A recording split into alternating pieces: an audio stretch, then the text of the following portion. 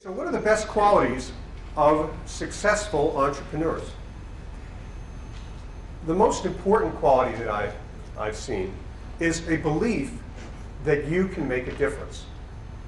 Now, that may sound obvious in some sense, but you'd be surprised. Most people don't think they really make a difference. It's not important to vote. It's not important to try. Actually, most of the people in this room, probably not in that group. You had to try hard to get to sit where you are. And I had to wait 20 years for them to put the building up so there'd be seats here. But you have to believe that you really can make a difference in the world and that you're going to try to make a difference. And that's one of the most common characteristics I've seen of successful entrepreneurs. The second is what I might call an action bias, a passion for going and making things happen. Now, I was at Stanford. I was at the University of Pennsylvania. Probably a few other places that I've blotted out of my memory after years of therapy. But many of the people that I met in those places really just sat around and knew things. And I found that I've grown to the point where I don't really respect knowing things. Being smart is not a good thing. It's doing things that matters. So I don't care how many degrees you have. I don't care how many courses you've taken. It's almost worse if you get that education or know things and you don't take action and put that to work and try to do something valuable with that information. And the entrepreneurs are the ones who say, I'm going to go put on a play. I'm going to go make it happen. That is the second most important characteristic. They just don't like sitting around and discussing. They like getting out and doing. I've often thought of myself as self-describe myself as an industrial pyromaniac.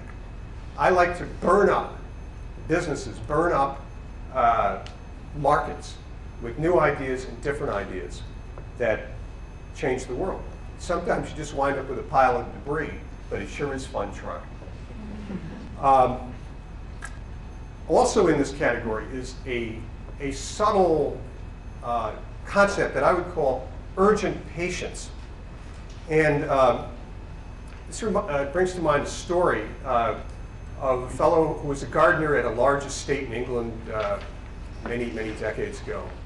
And the owner of the estate came over and said, I thought you were going to plant an apple tree over here. And he said, what's your rush? It's going to take 100 years for that tree to grow. He said, well, then you better get started right now.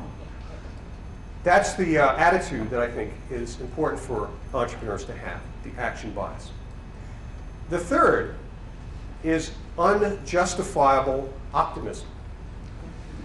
You have to believe that you can succeed at what you're doing in the face of large evidence to the contrary, and lots of people telling you that's ridiculous, don't even try. If I had listened to all the people that told me you're going to do auctions on the internet, what does that mean? That's crazy. I never would have gone into business. In fact, the guy who's speaking on, was it Saturday?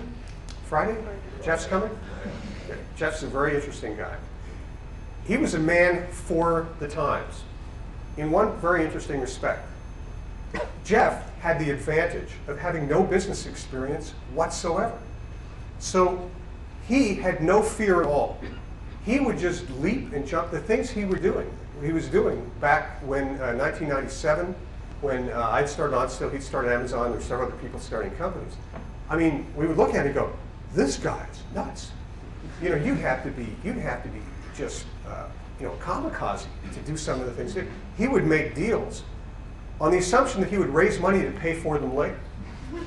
Now, unfortunately, those of us who had business experience were hampered by that experience because he was exactly the right guy at the right time.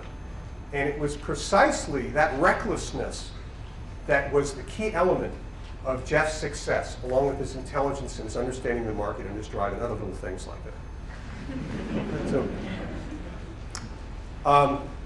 the fourth characteristic that you need is a tolerance for uncertainty. Now, the thing about starting a company is that there's always too many variables to control. There's never enough information, never enough time to look into the things that you need to do. And you'd be surprised, it's very stressful for most people to live in circumstances of total uncertainty. Are you going to have a test tomorrow? You know, is the class going to, can you sign up for this class? Are you going to get into the school you want to go to? Whatever it is. Any kind of uncertainty, sometimes you feel better just knowing the answer, even if it's no. Well, a good entrepreneur tolerates uncertainty very well.